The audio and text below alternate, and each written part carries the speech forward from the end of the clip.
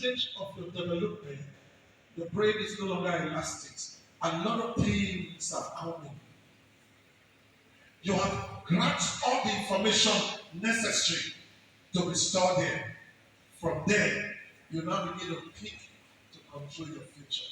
If you're a parent here, I just took time and I think I'll drop it in the church WhatsApp. If you're not in our WhatsApp group, you can send your note and put it there. Read it through. If you're a student, don't speak through life. Because these stages are very important in your future. It affects you morally, psychologically, and otherwise. And then by the time you are ready to face the world, you are not yet an adult to face the world. You will have a situation to face. Because you are not mature enough to face the circumstances. I gave you an instance years ago when it comes to spiritual growth. I gave you a situation whereby a Christian who is 20 years older in church, but just 5 years old spiritually.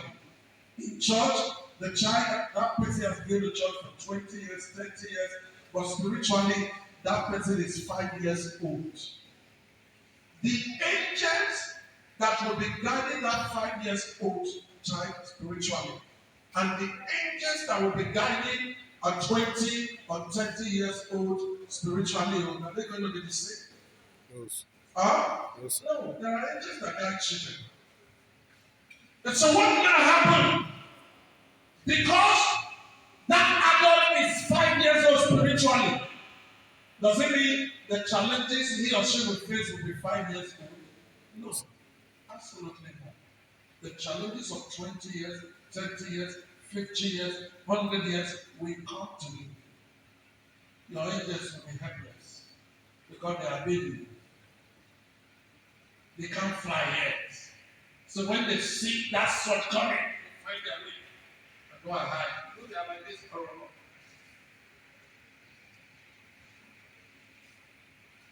Hallelujah. And then the devil will go, wow. You say, Lord, I've been in your presence. What's going on? You're going to hear him if your ear is sensitive. Grow. Grow up. Tell somebody to grow up. So it's important in every phase of life, develop yourself. If your child is asked to repeat in school, another child will repeat. I wonder if I didn't repeat as many times as possible. If you count the number of times I repeated primary school, it's 6 times. I repeated in primary school 6 times. You're looking at me. I calculated it for you before. How that I spent between 11 and 12 years in primary school. Failure was my name in primary 1. I think primary 1 alone, I spent 3 years. I have a course 2, I've also repeated in primary 2. Once or twice. And then primary, I think primary 2 was not the second one. I was not the Baba in grass.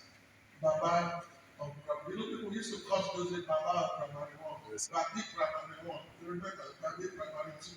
Yes. At this point, most of my classmates are already in their senior secondary school.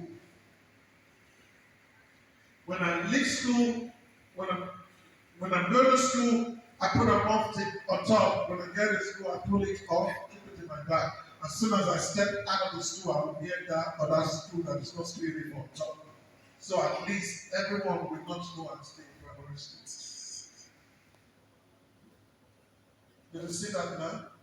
And I told you, when school resumed, on the 3rd year, I would have repeated primary 3. When I entered the class, the teacher said, I'm giving you promotion, go. I don't want you in my class, go to primary 4. I said, but this one is my class now. I'm so used to the class that I didn't want to go. I said, this is my class. He said, hey, go! She literally pursued me and took me to the other class. The teacher accepted me. Primary 4. Primary 5. I remember my primary 6. Nobody called me on the mouth. Nobody. Even those who will sneak into sometimes tell you this one is A or B, they are shivering, even the teachers. They will be free. And then I wanted to end my academic journey from primary school, except the help of my mother, who insisted I must go to school, whether I like it or not.